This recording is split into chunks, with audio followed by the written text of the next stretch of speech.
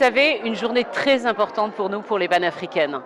Ce n'est pas un forum ici, ce n'est pas une conférence qui se tient en ce moment à Casablanca. C'est une rencontre importante, c'est celle de 200 journalistes des 54 pays du continent qui sont mobilisés.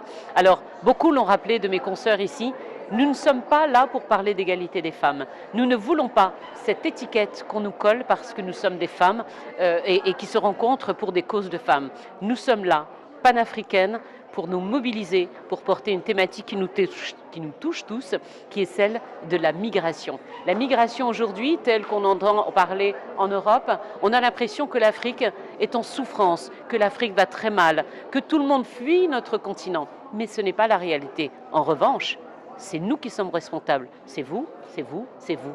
Nous, journalistes, nous avons la responsabilité. Nous donnons un regard qui est totalement faux de la migration. Les chiffres, nous les connaissons. Sur 5 migrants qui migrent, sur 5 Africains qui migrent, 4 restent sur notre continent. On ne le dit jamais. Les chiffres sont totalement faux. La migration africaine, elle est intra-africaine à plus de 85%.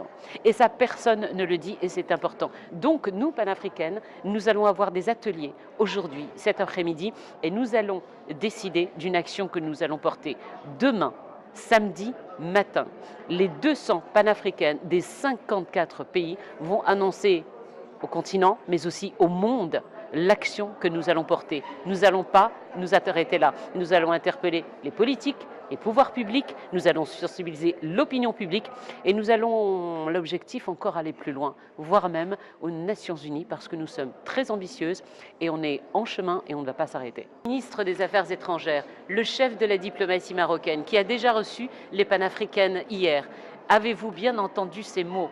Il est le premier politique à nous soutenir, le premier politique à nous avoir donné du temps pour nous écouter, le premier politique, et c'est en terre marocaine que ça s'est passé, à nous dire « je suis votre partenaire ». Notre rêve aujourd'hui, nous avons eu notre ministre des Affaires étrangères et de la coopération internationale, c'est d'essayer de trouver d'autres politiques dans les 53 autres pays du continent pour justement obtenir leur soutien. Mais on va y aller, je peux vous le garantir.